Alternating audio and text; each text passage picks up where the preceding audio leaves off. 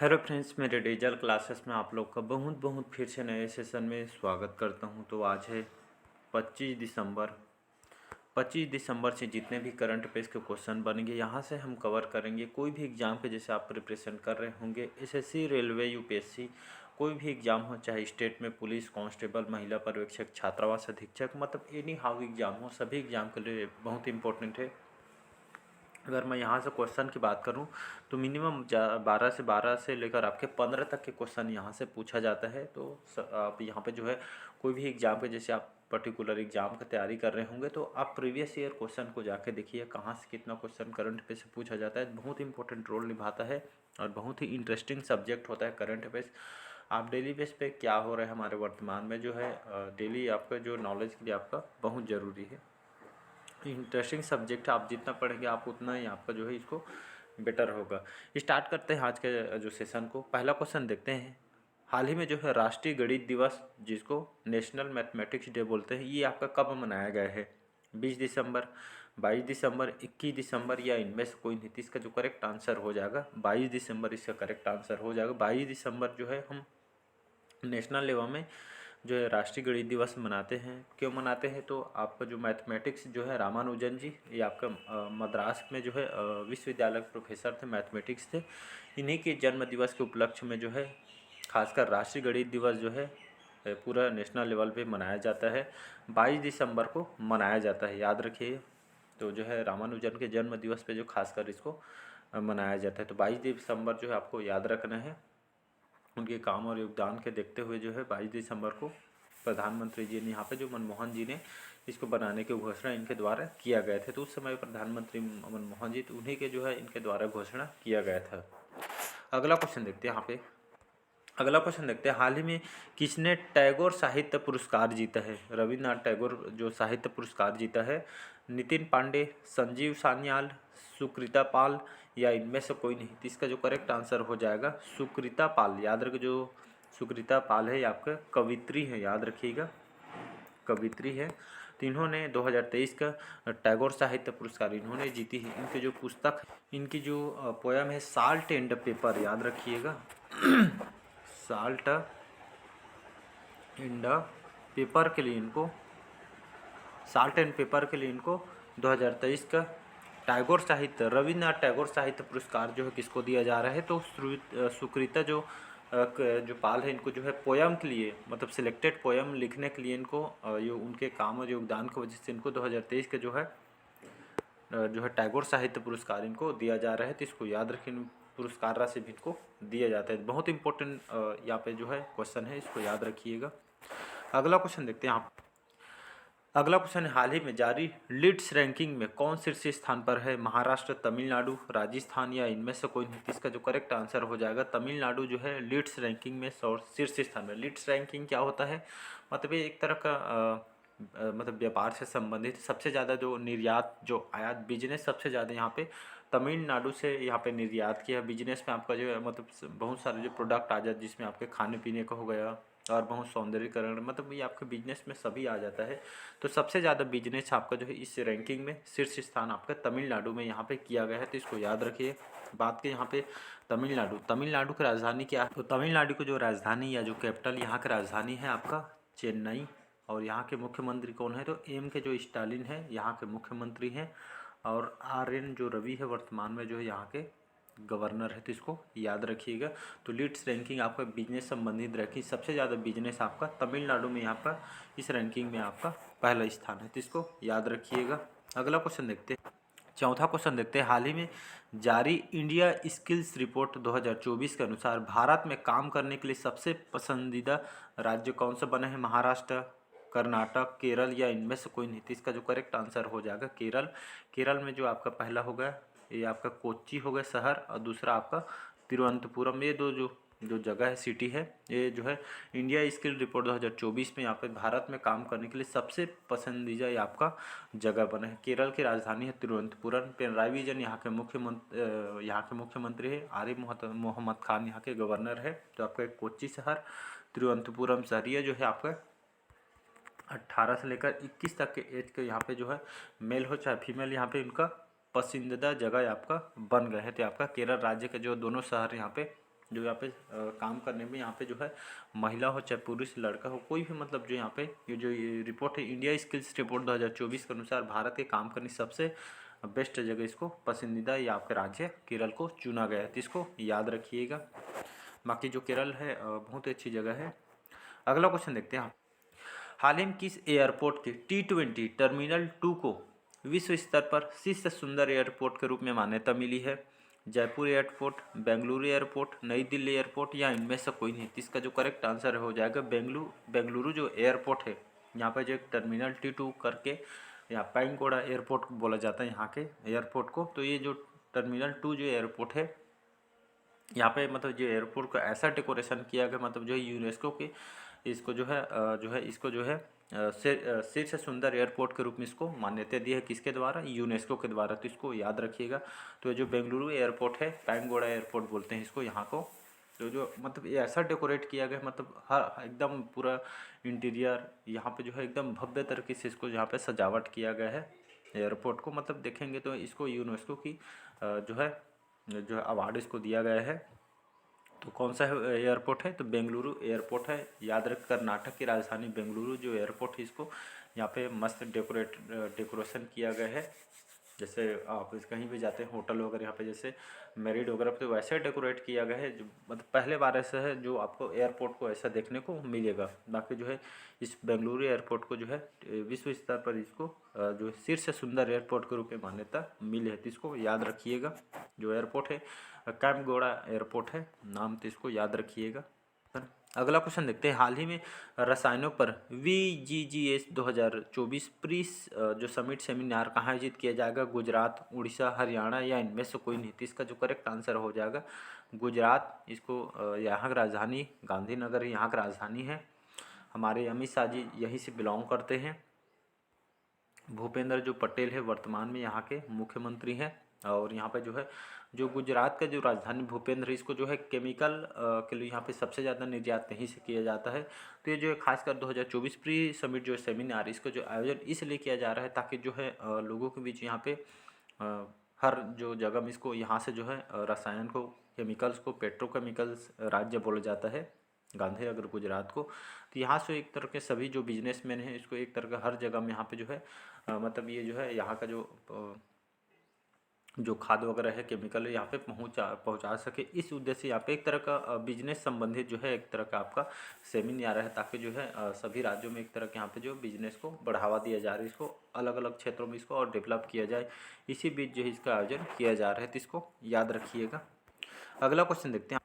7वां question देखते हैं। हाल ही में किस राज्य के मुख्यमंत्री ने कक्षा 8वीं के छात्रों को टैब वितरण की शुरुआत की गई है? उड़ीसा, पंजाब, आंध्र प्रदेश या इनमें से कोई नहीं? तो इसका जो करेक्ट आंसर हो जाएगा आंध्र प्रदेश। यहाँ के जो मुख्यमंत्री है, कौन है मुख्यमंत्री?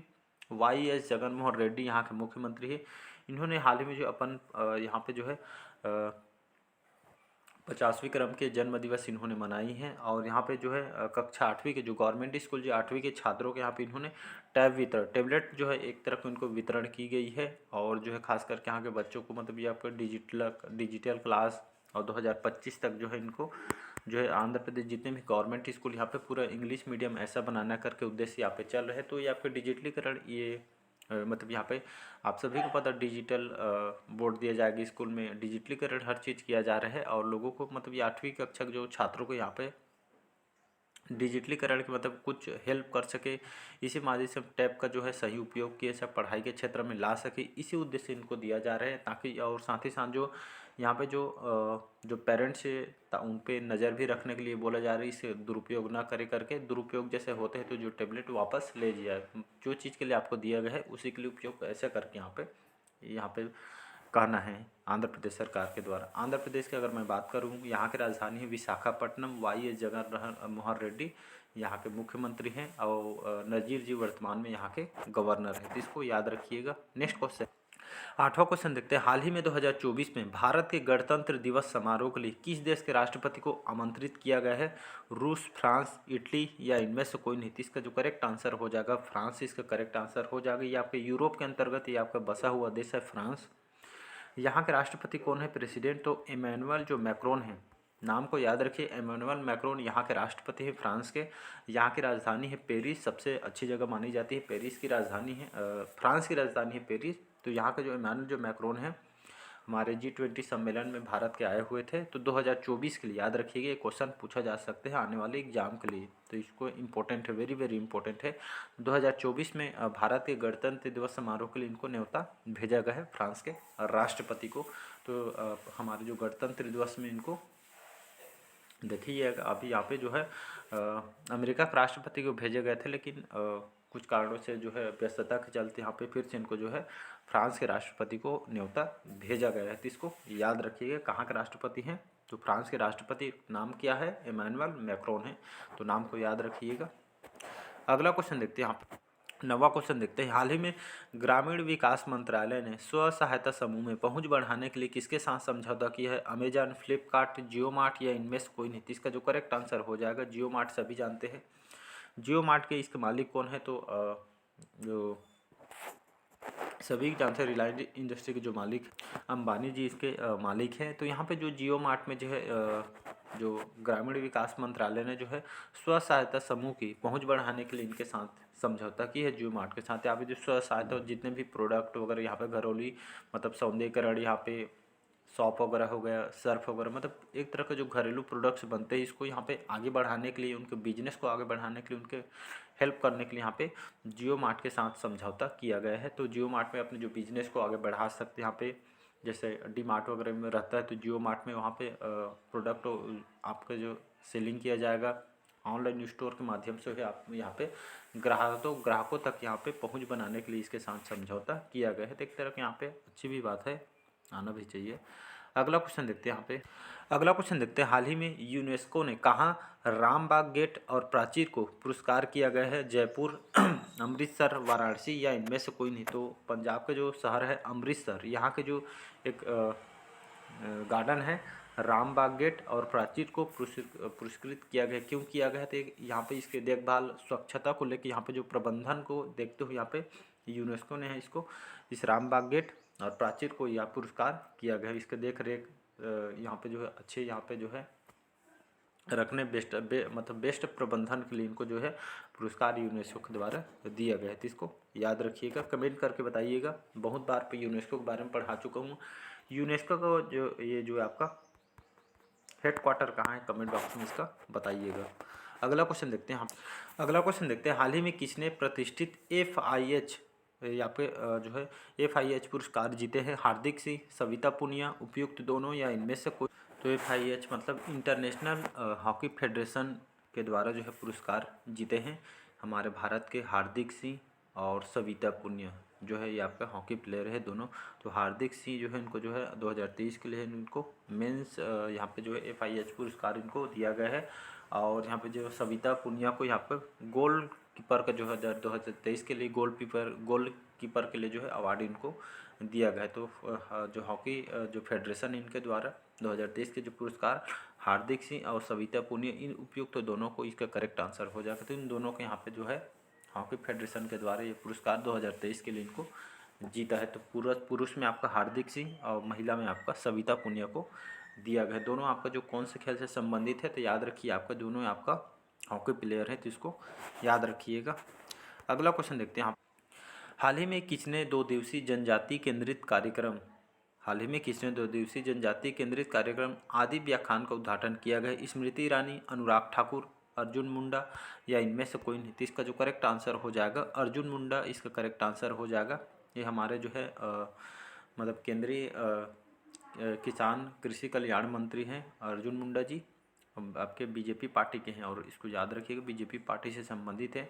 तो हाल ही में इन्होंने यहाँ पे द्विदिवसीय जनजाति केंद्रित कार्यक्रम का जो है इसका इन्होंने उद्घाटन किया है। एक इसके तहत ये जो जितने भी जनजाति लोग उनको समाज में इनको आगे बढ़ाने, उनके जो कला संस्कृति को यहाँ डेवलप करने के लिए जो है इसमें 2 दिवसीय जनजाति केंद्रित कार्यक्रम का जो है इन्होंने उद्घाटन किया, ताकि जो है पिछड़े मत को हर क्षेत्र में आगे लाया जाए, इस माध्यम से इसका उद्घाटन इन्होंने किया है। अगला क्वेश्चन देखते हैं यहाँ पे, अगला क्वेश्चन देखते हैं। हाल ही में WHO world health organization report के अनुसार किस देश में 10 लाख से भी अधिक बच्चे कुपोषण का सामना कर रहे हैं, तो इसका जो करेक्ट आंसर हो जाएगा अफगानिस्तान। ये जो रिपोर्ट है WHO के द्वारा निकाली गई है, वर्ल्ड हेल्थ ऑर्गेनाइजेशन के द्वारा, जिसमें से 10 लाख से भी अधिक बच्चे कुपोषण का सामना यहाँ पे कर रहे हैं। इसके मुख्य कारण क्या है? तो इसमें जो है एक तरफ का आपका पुअर कंट्री है, गरीबी देश है, यहाँ पे बच्चों का टीकाकरण यहाँ की व्यवस्था नहीं है, और एक तरह का आय का भी साधन नहीं है, और साथ ही साथ यहाँ पे